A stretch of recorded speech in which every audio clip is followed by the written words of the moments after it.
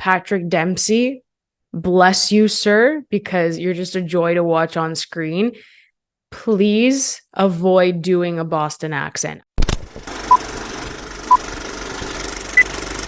Hey everyone, welcome back to Candid Cinema. I'm Amanda, otherwise known as AMXND Reviews on Twitter, Instagram, and Letterboxd.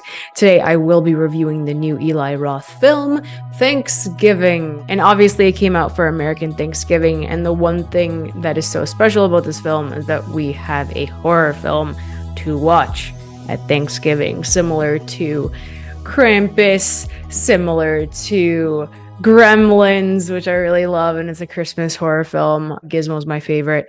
But we have a new annual film to watch for horror fans, which I really like. Eli Roth really leans into the holiday. I think that's obviously the big thing here. You have Thanksgiving decorations, you have this typical parades with the pilgrims, and you have these like massive floats to kind of celebrate Thanksgiving. And obviously you have a turkey and a long table and Black Friday events. So what Thanksgiving opens with, it's a cold open.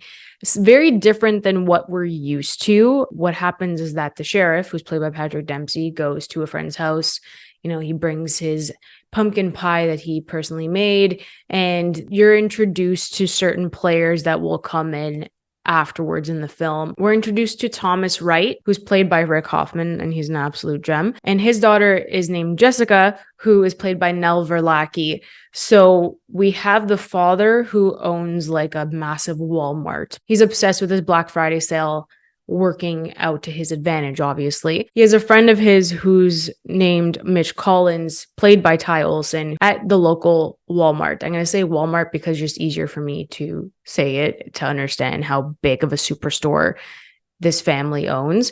So he ends up going in, he doesn't finish his Thanksgiving dinner, and then Jess, with her boyfriend Bobby, goes out with friends. So the friends all wanted to go watch a movie, and they end up stopping by this Walmart because one of them needs a new phone. They go in, there's this massive mob that needs to break into this Walmart to actually begin the sale, but it's still not midnight at all. So the crowd gets hella rowdy. So they break in, and obviously they've had high school rivals in the crowd. They get to walk in because of Jess and who her father is.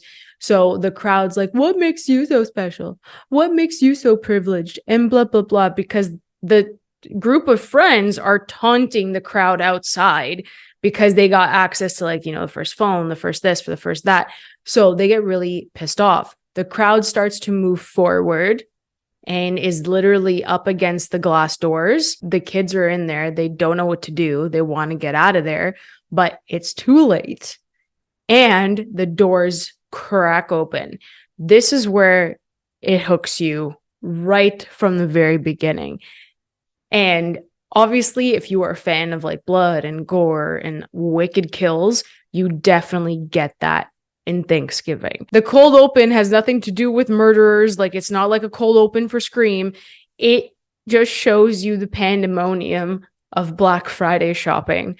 And there are plenty of kills within the first 10 minutes of this that blew my mind and made my skin crawl. And I was really impressed with it right out of the gate. So that opening just sets the tone for the rest of the film, and you're in for a damn good time. I'm really happy that this is rated R because we don't have that many rated R films that are going to go the full 9 yards here. So I was just really happy with that at the very beginning. The story wasn't the strongest. That's the thing here. The kills are great, but to get to the kills, it drags.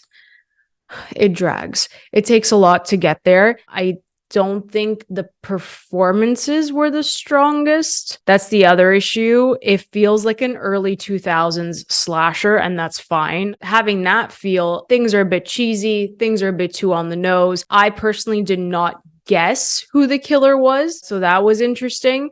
But after the cold open, it jumps to a year later, and then there's someone who is in a John Carver mask. These John Carver masks are all over the place, and you can't really tell who's who because they're celebrating Thanksgiving.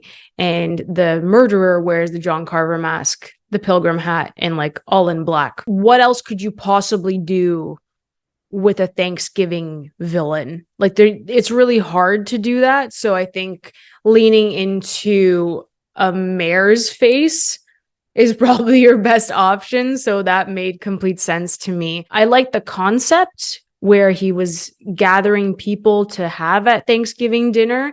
I think that lead up would have been a bit stronger if there were more kills. I think they focused too much on the story and too much of the detective work with Jess and her like new boyfriend Ryan and her ex-boyfriend Bobby. I think that whole dynamic wasn't that strong. The one thing I can say is that Patrick Dempsey, bless you, sir, because you're just a joy to watch on screen.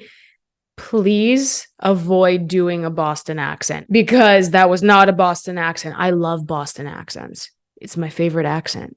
Okay, I love it. You could hear the difference between a Boston native and then someone who's doing the Boston accent. What makes me laugh is that the Boston natives, they get like really angry, and the Boston accent comes out even thicker when they get mad. So that was consistent throughout with the Boston natives. But when it came to Patrick Dempsey, there were certain words that did not come out with the accent. So that was very entertaining to me. But I really did like that we have a new final girl. I think Jess was really strong. I think Nell gave the best performance out of everyone in this cast. I think she was really strong. It just comes down to like the writing. Eli Roth did also work in the technological aspect of streaming and becoming popular and going viral. So I think that helped it as well to relate to Gen Z. It was hilarious. I was laughing a lot. The dynamic between the friend group was engaging, and they did have chemistry between one another. But I'm giving Thanksgiving a 3 out of 5. I think the ending, the final kills at the dinner table, phenomenal. I thought that was absolutely incredible. When I mean they go the full 9, they went the full 9 and really leaned into the absurdity of making a Thanksgiving horror film. The villain reveal was, I don't want to say it was weak, but I don't think it was well executed. I think that's the best way to say it.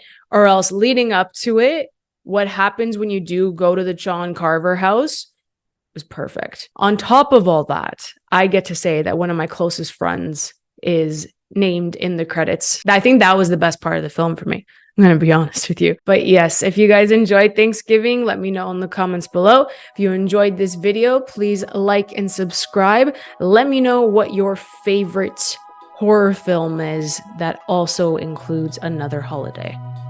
Give me that crossover. I need to know. You guys can always follow me over at AMX NDA Reviews on Twitter, Instagram, and Letterboxd. And if you guys want to help me grow this wonderful channel, you can find out ways to do that in the bio below.